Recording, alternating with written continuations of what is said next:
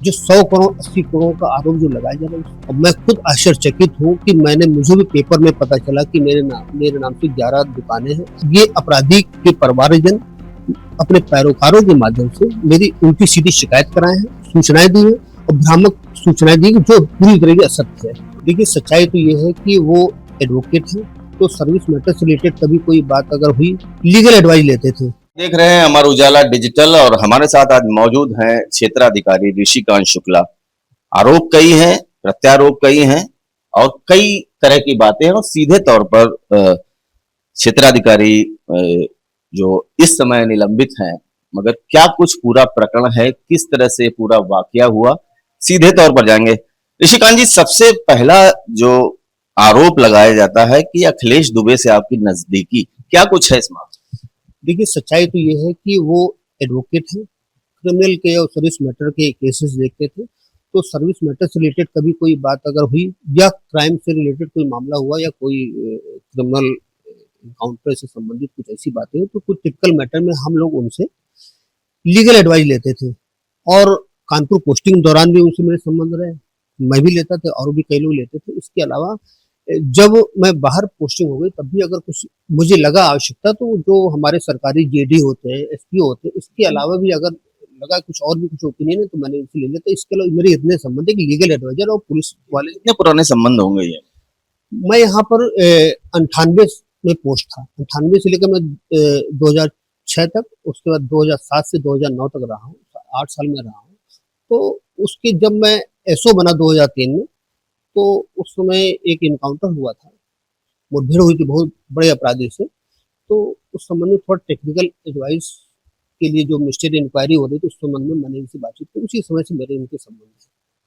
संपत्ति को लेकर के भी जोड़ा जा रहा है, मतलब बताया जा रहा है कि 100 करोड़ रुपए की संपत्ति है। क्या कुछ है, ये संपत्ति क्या है? देखिए, ऐसा नहीं, मेरे ग्रैंडफादर पुलिस इंस्पेक्टर रहे, कई जगह पोस्टिंग उनकी रही, रिटायरमेंट उनका कानपुर यही हुआ। उसके बाद मेरे father reserve bank of India में मैनेजर से रिटायर हुए मेरा। तो मेरी कुछ पेरेंटल प्रॉपर्टी है, ग्रैंडफादर की मम्मी के नाम से या कुछ है। तो उसमें 20 साल पहले, 15 साल पहले प्रॉपर्टी अगर कोई परचेज की है, तो मेरे फादर का उसमें योगदान रहा, मम्मी का योगदान रहा। तो उसमें जो उस समय किसी का कुछ रेट नहीं होगा, उस उसमें अगर रेट कुछ बढ़ गया होगा, तो उसमें कुछ इसमें हमने वैल्यूएशन नहीं किया। लेकिन जो 100 करोड़ 80 करोड़ का आरोप जो लगाया जा रहा है, वो असर गलत है। इतना इसका 10 गुना, ये 10 गुना 12 15 गुना रेट ज्यादा बताया जा रहा है। मैं ये दुकानों की चर्चा बार बार आती है कि ये दुकानें किसकी दुकानें थी, क्या? देखिए, एक देवेंद्र दुबे एडवोकेट है, वो भी कानपुर में ही प्रैक्टिस करते हैं। ये पता चला कि देवेंद्र दुबे के नाम से 11 दुकानें हैं आर नगर में, और उसमें मैंने उनको पैसा दिया है। तो जब ये सूचना मीडिया में आई, मुझे जानकारी हुई, तो मैंने इसके बारे में उनसे, देवेंद्र से पूछा मैंने। तो देवेंद्र द्विवेदी मुझसे कह रहे कि मुझे खुद जानकारी नहीं है, और मैं खुद आश्चर्यचकित हूँ कि मुझे भी पेपर में पता चला कि मेरे नाम से 11 दुकानें हैं।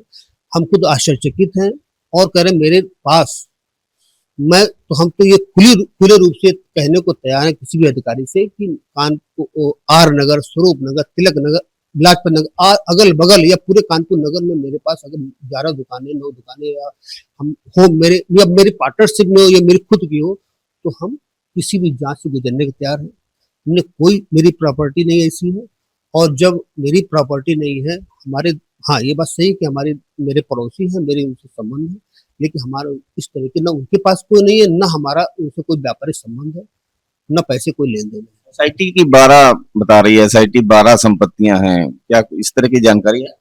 देखिए, ऐसा ना, ये कुछ सूचनाएं कुछ ऐसी हैं जो, मैं तो एसआईटी पे आरोप नहीं लगाऊंगा, लेकिन मुझे ऐसा लगता है कि किसी के द्वारा गुमराह किया गया है, गलत इन्फॉर्मेशन मेरे विरुद्ध दी गई। चूंकि मैं कानपुर में पोस्ट रहा, तो कानपुर में एक बहुत बड़ा गैंग था जिसका 3 दशक से आतंक था, जो लूट, स्नैचिंग, हत्या, भाड़े पर हत्या, वसूली करते थे। वो D2 गैंग था, जो बाद में IS 273 के नाम पर दर्ज हुआ, जिसके दाऊद से भी कनेक्शन थे। उनके खिलाफ मैंने कड़ी कार्रवाई करी, और उन्होंने इस गैंग के लोगों ने एक बार वहां पर हीर पैलेस के पास एसटीएफ से मुठभेड़ में एक बहुत बहादुर दीवान थे धर्मेंद्र सिंह, उसकी हत्या कर दी थी। बाद में मुठभेड़ में इनके तरफ एक मारा गया, लेकिन बाद में ये सब भाग गए। तो उसकी लोकेशन, जो गैंग लीडर था रफीक, जिसके पास शासन ने 1 लाख रुपए रिवार्ड किया था, उसको मैंने कलकत्ता जाकर के पकड़ा। क्या लग रहा है ये सब पूरा जो क्या षड्यंत्र की तरफ इशारा कर रहे हैं, कहना कहते हैं? मुझे ऐसा लगता है कि कुछ बड़े अपराधी, मादक पदार्थ के तस्कर, मैंने मुन्ना बजरंगी के शूटर की मुठभेड़ हुई, उसमें वो लोग घायल हुए, बाद में उनके अस्पताल जाते समय मृत्यु हो गई। और मैंने मुख्तार के भांजे को भी कानपुर में गिरफ्तार किया, तो उसके लिए उसको भी राइफल मिली थी और 9 पिस्टल 30 की पिस्टल मिली थी। इसके अलावा और भी बहुत से गैंग, मादक पदार्थ तस्कर, बहुत बड़े बड़े तस्करों को मैंने यहाँ पे पकड़ा। इसमें अधिकारियों का दिशा निर्देश था, उनके दिशा निर्देशन में, अच्छे मार्गदर्शन में मैंने ये सब कार्रवाई की और मीडिया का भी सहयोग रहा, तो हमें इस सब में सफलता मिली। हो सकता है कि मेरा जहां तक पूरा विश्वास है कि इस गैंग के लोग जो सफेद पोश हैं, वो अपने को सफेद पोश बता करके ये अपराधी के परिवारजन अपने पैरोकारों के माध्यम से मेरी उल्टी सीधी शिकायत कराए हैं और उल्टी सीधी मेरे खिलाफ वो किया है, उन्होंने सूचनाएं दी है और भ्रामक सूचनाएं दी जो पूरी तरह से असत्य है। मनोहर शुक्ला का एक नाम आता है, शिकायतकर्ता भी बताया जाता वही है और तकरीबन ये भी बताता है कि 7 करोड़ रुपए मुझे लेने हैं, इस तरह की बातें भी कई चर्चा में हैं। क्या कुछ है ये? देखिए, मनोहर शुक्ला एक हिस्ट्री शीटर अपराधी है रायपुर थाने का। इसने 2012 में एक हत्या की थी। रायपुर थाने की पुलिस को मैंने इसको पकड़वाने में हेल्प किया था। तब से ये मुझसे मतलब इसको खराब लगा होगा। इसकी हाँ, ये बात सही है, किसी फादर रिजर्व क्या नाम है, रेलवे में अधिकारी थे, अच्छे लोग थे और इनकी माता भी थी कि उनकी डेथ के बाद से ये स्वतंत्र हो गया और उसके बाद से अपराध किया, सजा याफ्ता है मर्डर में, 18 मुकदमे इसके ऊपर। इसके बाद इसका भाई बबलू शुक्ला है, वो भी अपहरण में सजा याफ्ता है और कई अभी अपराध ऐसे हैं जो ये लोग वहां पर फाइलें दगवाए हुए हैं कोर्ट में। तो हम लोग ये अपराधी है, तो इस तरह फर्जी आरोप ये भी लगाता है कि जो मेरे ऊपर पिस्टल तानी है। ये बताइए, पिस्टल तानी हम क्यों तानेंगे जब हमारा उससे संबंध नहीं, कोई लेन देन नहीं है, किसी प्रकार कोई बात नहीं, तो मैं उसके ऊपर पिस्टल क्यों तानूंगा? और अपराधी है, अपराधी तो झूठ बोलने का आदी है। हमारे पास ह्यूमन राइट के नंबर नहीं होंगे, पिछड़ा आयोग के नंबर नहीं होंगे, कई ऐसे जगह जो है, लेकिन ये इनके पास सभी जगहों के नंबर मिलेंगे, क्योंकि अपराधी इनको इसी तरीके से पुलिस का मनोबल गिराना है और पुलिस को मनोबल गिरा करके साजिश लग रही है आपको?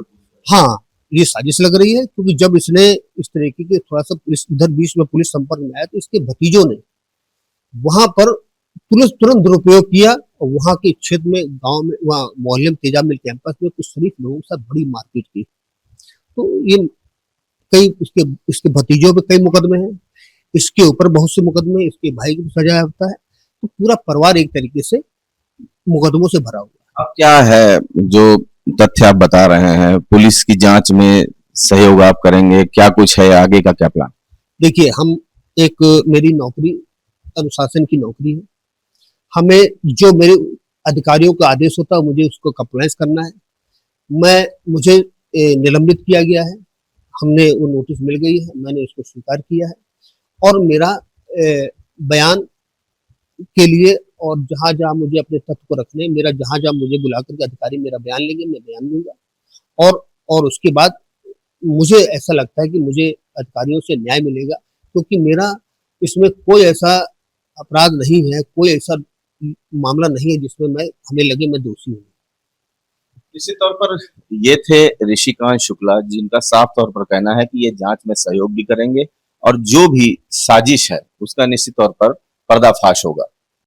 अगर आप ये वीडियो YouTube पर देख रहे हैं तो हमारे चैनल को सब्सक्राइब कर बेल आइकन दबाएं और Facebook पर देख रहे हैं तो हमारे पेज को लाइक करें।